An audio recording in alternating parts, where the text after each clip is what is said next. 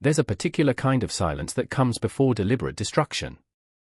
Not the chaos of battle, not the screaming confusion of enemy contact, but the heavy, suffocating quiet of men watching their own ship die by their own hands. Picture a remote lagoon somewhere in the vast Pacific. The year is 1942. The water is glass smooth, reflecting nothing but an endless sky and the dark silhouette of a vessel that shouldn't be here anymore. On the deck, American sailors move with mechanical precision, their faces blank, their orders clear. They're not abandoning ship because of torpedo strikes or dive bombers. They're killing it themselves. A plume of black smoke rises slowly at first, then faster, splitting the horizon like a wound. The flames lick upward from the hull, consuming metal that was forged in American shipyards, riveted by American hands, commissioned under the American flag. There's no enemy in sight. No Japanese Zero screaming overhead. No destroyers closing in for the kill. Just Americans. Watching. Waiting. Destroying what they once swore to defend. This wasn't an accident. It wasn't friendly fire gone wrong. This was policy. Cold, calculated, and brutally necessary. Because in the spring of 1942, across the collapsing front of the Pacific War, American commanders faced a question no officer ever wants to answer. What do you do when you can't save your ship, but you absolutely cannot let the enemy have it? The answer, written in smoke and sinking steel, was scuttling. Self-destruction. The ultimate denial operation. And it happened more times than most people realize. Ships that never made it into the history books as glorious battle casualties. Vessels that simply disappeared. Sent to the bottom not by Japanese torpedoes, but by American demolition charges, placed with trembling hands by the very men who'd called those decks home. This is the story of one of those ships. A vessel whose name you've probably never heard. A crew whose sacrifice doesn't fit neatly into the narrative of heroic last stands or triumphant victories. Because sometimes, in war, the bravest thing you can do is destroy what you love most, before the enemy gets the chance to turn it against you. She wasn't a battleship. She wasn't a carrier. She didn't have a name that would echo through naval academies for generations. But what she lacked in prestige, she made up for in value, the kind of value that keeps intelligence officers awake at night. Let's call her what she was, a support vessel. A workhorse. The kind of ship that kept fleets running, cargo holds packed with spare parts, fuel bunkers topped off, and most critically, compartments filled with material that could change the course of the war if it fell into the wrong hands. Fire control manuals. Recognition charts. Encrypted codebooks sealed in weighted bags. Radar schematics. Radio frequencies. The administrative backbone of American naval operations in the Pacific, all condensed into a single floating target. Her crew wasn't large, maybe 200 men, give or take. Mechanics, signalmen, cooks, gunners. Most of them had never fired a shot in anger. They'd joined the Navy to see the world, maybe, or because the draft was breathing down their necks and the sea seemed better than the mud. They didn't sign up to be custodians of military secrets. But that's exactly what they'd become. The ship had been moving supplies between forward operating bases, island hopping through contested waters where Japanese submarines prowled and reconnaissance planes circled like sharks. Every voyage was a gamble. Every sunrise brought the possibility of contact. And every officer aboard knew the standing orders by heart: if capture is imminent, destroy all classified material. If destruction of material is impossible, destroy the ship. That wasn't metaphorical. That wasn't a contingency plan buried on page 47 of some dusty manual. That was real. Demolition charges were prepositioned in the engine room. Thermite grenades sat ready in the radio shack. The wardroom safe held lead-weighted bags designed to sink faster than a man could swim. Even the ship's logbook, the simple, mundane record of daily operations, was classified. Because patterns mattered. Routes mattered. Timing, fuel consumption, escort schedules, all of it was intelligence gold. The Japanese knew this, of course. Their intelligence apparatus was aggressive, methodical, and disturbingly effective. Every captured Allied vessel was gutted for information. Every scrap of paper photographed. Every mechanical system reverse-engineered. When the Dutch destroyer Kortenaar went down off Java, Japanese divers spent weeks pulling documents from the wreck. When HMS Exeter was sunk, her code books were recovered before the last survivors even made it to shore. So when this American vessel, our anonymous workhorse, found herself cut off, outrun, and out of options, the calculus was brutally simple. She couldn't outfight a Japanese task force. She couldn't outrun their destroyers. And she absolutely, under no circumstances, could be allowed to surrender. To understand why this ship had to die, you have to understand just how fast the world was collapsing in the spring of 1942. December 7, 1941, Pearl Harbor burns. Everyone knows that date. But what came after gets hazier in the public memory. Because while America was still reeling, still counting its dead at Pearl, the Japanese war machine was already moving. Not slowly. Not cautiously. But with terrifying, almost surgical speed. Wake Island fell on December 23, 16 days after Pearl Harbor. Guam lasted even less, surrendered after a single day of fighting. The Philippines, America's crown jewel in the Pacific, held out longer, but the writing was on the wall from the start. Manila fell on January 2, 1942. By April, 76,000 American and Filipino troops were marching into captivity on the Bataan Death March. But it wasn't just American territories. The entire Western Pacific was coming apart at the seams. Hong Kong fell on Christmas Day. The British fortress of Singapore, supposedly the Gibraltar of the East, surrendered in February with barely a fight, handing over 85,000 troops in the largest capitulation in British military history. The Dutch East Indies, with their precious oil fields, collapsed in early March. Burma was being overrun. Australia was bracing for invasion. The Japanese weren't just winning. They were rewriting the rules of what blitzkrieg looked like on water. Their amphibious assault tactics were flawless. Their air superiority was crushing. Their intelligence networks had mapped every Allied position, every supply route, every weak point. And perhaps most terrifyingly, they were fast. Islands that military planners thought could hold for months fell in days. Naval task forces appeared where they weren't supposed to be. Convoys vanished without a trace. American ships found themselves operating in what can only be described as a nightmare scenario. Friendly ports were disappearing faster than maps could be updated. Safe harbors turned into enemy-controlled waters overnight. Radio intercepts suggested Japanese submarines were everywhere, and they weren't wrong. The IJN submarine force was aggressive, well-trained, and given free rein to hunt across vast expanses of ocean. For the crew of our anonymous vessel, this meant every voyage felt like threading a needle in the dark.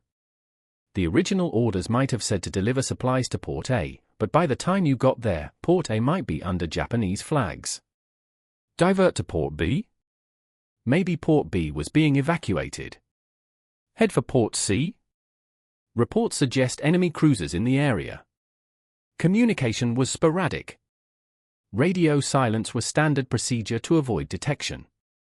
Navigation charts became increasingly unreliable as reference points, lighthouses, navigation beacons, friendly airfields, winked out one by one. You couldn't trust that the sea lanes you used last week were still safe this week. You couldn't assume that the friendly forces marked on your chart were still there. And in this chaos, in this collapsing strategic environment, losing a ship to the enemy wasn't just a tactical setback. It was an intelligence catastrophe waiting to happen. Because the Japanese weren't just sinking ships, they were learning from them. And what they could learn from this particular vessel was unthinkable. The exact moment came over the radio. A crackling transmission, half drowned in static, confirming what everyone aboard already suspected: there would be no rescue. The captain had been monitoring the tactical situation for hours. Charts spread across the wardroom table, pencil marks tracking known enemy positions, question marks proliferating where intelligence went dark. The ship was alone, far more alone than any vessel should be in hostile waters. the task force she'd been assigned to had withdrawn 3 days ago, moving to defend a more critical position. The promise was they'd send an escort. Then the promise changed to maintain position and await further orders. Then the orders stopped coming altogether. Reconnaissance reports were grim. Japanese destroyers were sweeping the area. A light cruiser had been spotted 40 miles to the north. Air patrols, possibly carrier-based, had been reported throughout the sector. And the ship's best speed, even with the engines pushed to their limits, wasn't enough to outrun a determined pursuit. The executive officer suggested making a run for it anyway. Plot a course through a known minefield the Japanese might not follow. Take the ship into shallow coastal waters where larger enemy vessels couldn't pursue. Beach her if necessary, strip her of anything valuable, and scatter the crew into the jungle. The engineering officer shook his head. The ship was already showing mechanical strain. A high-speed run would likely result in a breakdown before they reached any kind of safety. And beaching her? That just meant handing the Japanese a stationary target to salvage at their leisure. The intelligence officer, a young lieutenant who'd been transferred aboard only weeks earlier, laid out the worst-case scenario with bureaucratic precision. If the ship were captured, even partially intact, the enemy would gain access to current crypto systems, updated recognition protocols, and operational intelligence that could compromise every Allied vessel in the theater. The code books alone, even if partially destroyed, might yield enough fragments to crack current communication ciphers. The radar equipment, though damaged, would show the Japanese exactly what frequencies American search radars operated on. Even the ship's logbook could reveal convoy patterns, refueling schedules, and operational procedures. It wasn't a decision, really. It was a mathematical certainty. The value of what the ship carried, not in cargo, but in knowledge, far exceeded the value of the ship itself. And with no hope of escape, no possibility of reinforcement, and enemy contact increasingly likely within hours, there was only one option left. The captain gave the order at 1,420 hours. Prepare the ship for scuttling. No one argued. There were no dramatic objections, no last-minute heroics. Just a quiet, grim acceptance. Because everyone in that wardroom understood what was at stake. This wasn't about saving their own skins. This wasn't about glory or going down fighting. This was about making sure that whatever happened next, the enemy gained nothing. Absolutely nothing. The crew was assembled on deck. The captain's voice was steady as he explained the situation. They had 4 hours to destroy everything of value and evacuate. After that, the ship would sink, one way or another. The clock started ticking. Destroying a ship from the inside is harder than you'd think. Hollywood makes it look dramatic: throw a grenade into the boiler room, watch it explode, roll credits. Reality is messier. More methodical. And infinitely more heartbreaking. The first priority was the classified material. Teams fanned out across the ship with weighted bags and burn barrels. Codebooks came out of safes, their pages ripped free and fed into flames. Recognition manuals, thick binders full of silhouettes showing how to identify friend from foe at a distance, were torn apart and tossed overboard in weighted sacks. Radio cipher wheels were smashed with hammers. Operating procedures, tactical directives, personnel rosters, all of it burned or shredded beyond recognition. The radio room became an execution chamber for electronics. Transmitters were sledgehammered into scrap. Receivers had their vacuum tubes pulled and crushed underfoot. The radar array, mounted topside, was disabled with thermite grenades that melted the waveguide assemblies into slag. Even the navigation equipment, sextants, chronometers, charts, was destroyed or thrown overboard. If the Japanese found this wreck, they'd find nothing that could educate them. Down in the engine spaces, demolition teams worked in sweltering heat to place charges. Scuttling a ship properly means sinking it fast enough that salvage becomes impractical. Charges were positioned against the hull plating below the waterline, timed to blow in sequence and flood multiple compartments simultaneously. The goal wasn't just to sink the ship, it was to break her. Make her unsalvageable. Turn her into an unmarked grave on the ocean floor. Meanwhile, other crewmen were sabotaging systems. Seawater valves were opened to flood machinery spaces. Fuel lines were cut. Lubricating oil was drained from engines and gearboxes. The idea was that even if, somehow, the demolition charges failed, the ship would still be a useless hulk, engineless, powerless, dead in the water. Personal belongings were a different kind of loss. Photographs of wives and children, tucked into locker doors. Letters from home, read and reread until the creases wore through. A harmonica one sailor had carried since boot camp. A pocket watch passed down from a grandfather. All of it left behind. Because they couldn't take much, and every ounce mattered when you were climbing into a lifeboat with limited capacity. Some men stood at the rail, staring at the ship as if trying to memorize her lines. Others worked in grim silence, moving like automatons through the checklist of destruction. A few wept quietly, though they deny it later. This was their home. Not in some poetic, metaphorical sense, but literally. The bunks they'd slept in. The mess hall where they'd shared meals. The deck where they'd stood watch under stars that felt impossibly far from the war. At 1800 hours, the charges were armed. The crew assembled at the boat stations. The captain took one last walk through the ship, checking that no one had been left behind. The silence was absolute. No alarms. No gunfire. Just the creak of metal and the soft lap of water against the hull. Then they abandoned her. Let's be explicit about what was at stake. Because this wasn't paranoia. This wasn't military bureaucracy run amok. The intelligence value of a captured Allied vessel in 1942 was immense. Start with the codebooks. The United States Navy's communication security in early 1942 was good, not perfect, but good. Messages were encrypted using systems that, if protected, kept operational intelligence secure. But those systems relied on physical code materials. If the Japanese captured a current codebook, even a damaged one, their cryptanalysts could potentially read weeks or months of past radio traffic. They could identify call signs, understand organizational structures, and predict future operations. And they'd done it before. When the British submarine HMS Seal was captured in 1940, the Germans acquired crypto material that compromised British naval communications. The consequences lasted months. The Japanese were no less capable. Beyond the codes, there were the technical manuals. Fire control systems, the complex calculations that allowed naval guns to hit targets at extreme range, were documented in extraordinary detail. If Japanese engineers could study American fire control tables, they'd understand the effective range, accuracy, and limitations of U.S. naval gunnery. That knowledge could inform their own ship design and tactical doctrine. Radar was still relatively new in 1942.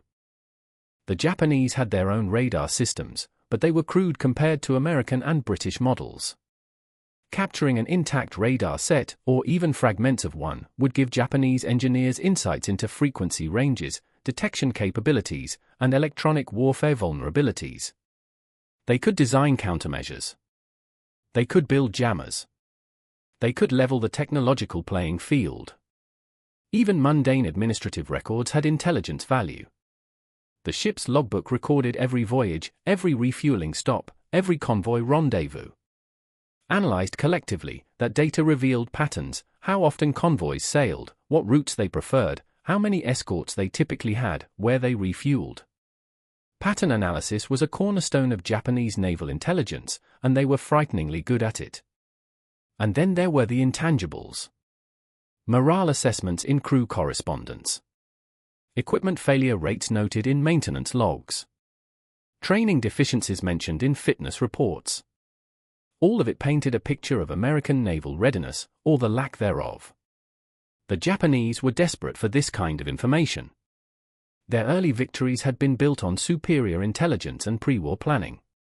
But as the war dragged on, as American industrial production ramped up and new technologies deployed, they needed every advantage they could get. A captured ship wasn't just a trophy. It was a tutorial. That's why she had to die. The demolition charges detonated at 1845 hours. multiple cracking booms echoed across the empty water, muffled by the hull but unmistakable in their finality. The ship shuddered, lurched, and began to settle. From the lifeboats, the crew watched in silence.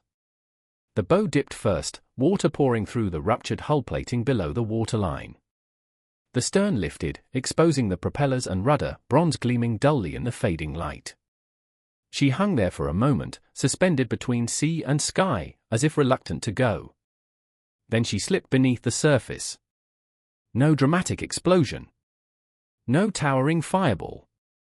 Just a spreading pool of oil, some floating debris, and the kind of emptiness that comes when something permanent is suddenly gone.